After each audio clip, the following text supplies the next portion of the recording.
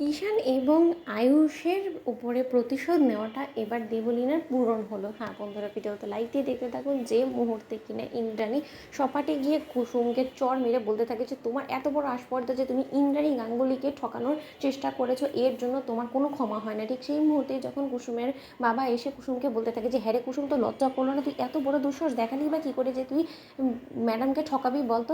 আজ অব্দি যেটা কিনা কেউ সাহস করেনি, তোর ম্যাডামকে ঠকানোর কিসের এত দরকার পড়ে গিয়েছিল? আরে তোরা কোনোভাবে গানের জন্য সিঙ্গারকে অ্যারেঞ্জ করতে পারিসনি, তাহলে সেটা ম্যাডামের কাছে এসে স্বীকার করলেই তো হতো। ঠিক সেই মুহূর্তে ইন্দ্রাণী বলতে থাকে যে আমি আগেই ভেবেছিলাম যে ঈশানের ধারায় এইসব দায়িত্ব কর্তব্য নেওয়াটা কোনোভাবেই সম্ভব না, কারণ ঈশান আজ অব্দি যতগুলো দায়িত্ব নিয়েছে সেটা কোনোভাবেই ও পালন করতে পারেনি, এবং সেটা আমি মেনেই নিতাম। কিন্তু আয়ুষ তাই বলে তুমি ওর মিথ্যাচারের মধ্যে কী করে তুমি ওর সাথ দিলে সেটা তো আমি বুঝতে পারছি না। তুমি কি দিনকে দিন ওর মতন হয়ে যাচ্ছ?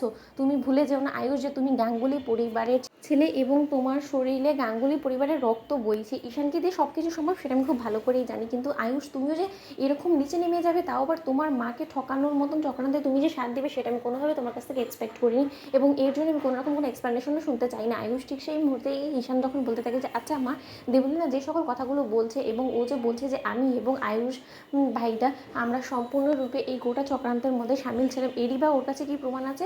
আছে কোনো দেবলীনা তোমার কাছে প্রমাণ? ঠিক সেই মুহূর্তে দেবলীনা বলতে থাকে যে অফকোর্স আমি প্রমাণ ছাড়া কোনো রকম কোনো কথা বলিনি, এবং আমি যে সত্য কথা বলছি সেটা সুস্পষ্টভাবে আমি এক্ষুনি প্রমাণ করে দিতে পারবো। ঠিক সেই মুহূর্তেই যখন দেবলীনা নিজের ফোনে ক্যাপচার করা সেই আয়ুষ, ঈশান এবং কুসুমের চক্রান্তের গোটা ভিডিওটা যখন তুলে ধরে ইন্দ্রাণীর সামনে, এবং বলতে থাকে যে আন্টি, আমি আশা করবো যে এই ভিডিওটা দেখার পর তোমার চোখের যতটুকু সন্দেহ আমাকে নিয়ে তৈরি হয়েছে সেই সকল সন্দেহ এমনিতেই দূর হয়ে যাবে, এবং তুমি সুস্পষ্টভাবে বুঝতে পারবে যে গোটা চক্রান্তটার পেছনে সম্পূর্ণরূপে প্রথম ইন্ধনদাতা কে ছিল। অন্যদিকে কথা বলা মাত্র সেই ভিডিও ফুটেজটা দেখা মাত্র যখন ইন্দ্রাণী বলতে থাকে যে তার মানে আমার দুই ছেলেকে এই মিথ্যা চক্রান্তের মধ্যে তুমি ইনভলভ করেছো। কুসুম, তোমার এত বড় আস্পর্ধা যে তুমি আমাদের শিক্ষায় শিক্ষিত সেই ছেলেদেরকে তুমি আমাদের কাছে মিথ্যে বলার জন্য তুমি ফোর্স করেছো। এর জন্য তো অবশ্যই তোমাকে কুসুম শাস্তি পেতে হবে, এবং তোমাকে আর এই বাড়িতে আমি এক মুহূর্ত বরদাস্ত করবো না। এক্ষুনি তুমি বাড়ি থেকে বেরিয়ে যাও, এবং তোমাকেও বলছি শঙ্কর, একটা কথা কান খুলে শুনে রাখো, যতক্ষণ পর্যন্ত না আমি কুসুমের শাস্তি নির্ধারণ করতে পারছি, ততক্ষণ পর্যন্ত কুসুমের মুখদর্শন অবধি আমি করতে চাই না, এবং কুসুমকে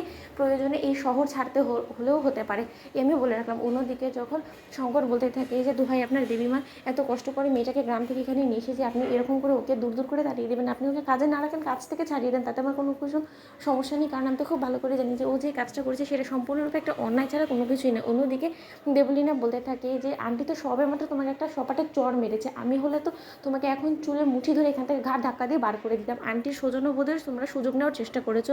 কুসুম, তুমি কি মনে করছো তুমি একের পর ভুল করে পার পেয়ে যাবে? তোমাদের লাইক, আমি শেয়ার, সাবস্ক্রাইব করতে ভুলো না।